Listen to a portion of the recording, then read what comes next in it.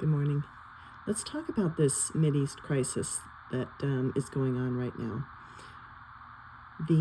What I've been hearing is just this total over-the-top rhetoric about unconditional surrender. And also, I watched another video that was reporting on some military personnel reports where they were saying inside the Pentagon, there's actually rhetoric of things like Armageddon inside the Pentagon.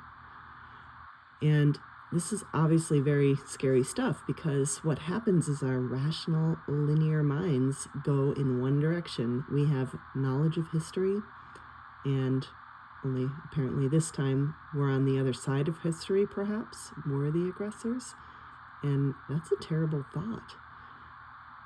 It leads us to a very dark place, or at least it leads me to a very dark place, one that can easily spiral down into fear, worry, and just, the outcome of that linear path is not good. But what if it doesn't have to be linear? What if it's not linear? What if history does not have to repeat itself? What if there's a different path? So I'm a big believer in energy. I didn't used to be, but as I've come more and experienced more with it, I have become to be a bigger believer. This is not like just, imagining stuff and then manifesting it magically. That is not what I'm talking about. What I'm talking about is what we put out there, what energy we put out there is what comes back to us. So if we are embroiled in fear and worry, and we look at the news and we just, oh my gosh, we feel terrible, then we're putting that out there into the ether, into the world, into the relationships and connections we bring with us throughout the day. And that just feeds more into those who are spreading fear and worry and want people to believe that, so that they can go on with their agendas and, do whatever they want, because we are controlled by fear and rhetoric. Instead, what if we lean into love or connection or joy? What if you find a little bit of that in life today?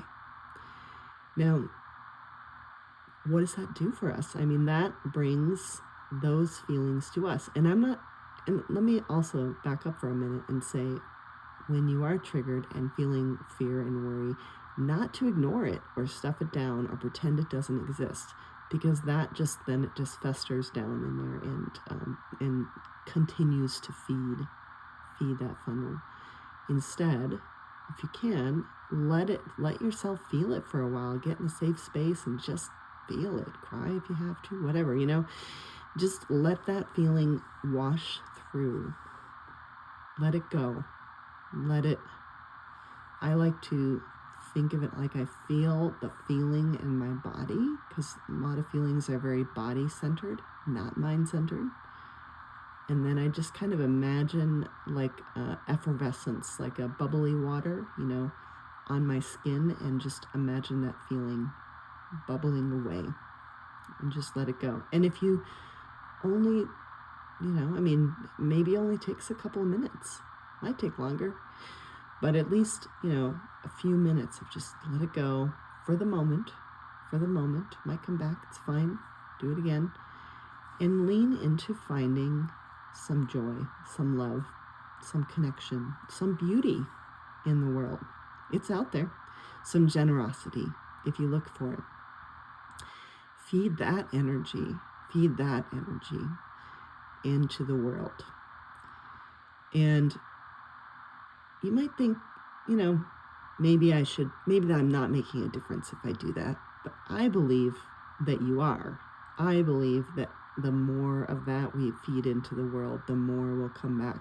Not just to us, but everywhere, especially if we do it with a strong intention. That is stronger than an unconscious feeling. So I believe it is making a difference, even if that is all you do. Even if that is all you do. But, I know the rational minds, they think I should be protesting, I should be doing this, I should be fighting, I should be worrying more. Maybe I should, am I just ignoring things? Is that, and if that's where your day is going, then you're spending your day in that downward cycle. You're putting that energy out, and you're not being effective by worrying about anything, right? I think we can all agree that there's not really a lot of effectiveness going on just by fear and worry. But there is effectiveness going on in spreading joy, love, connection, generosity to other people. You are being effective there. And you are being effective for yourself. You're going to have a much better day. Believe me. So I'm not saying ignore everything, but I'm also saying don't get caught up and just allow that to overtake you. Look for the joy. Thank you, and I'll see you tomorrow.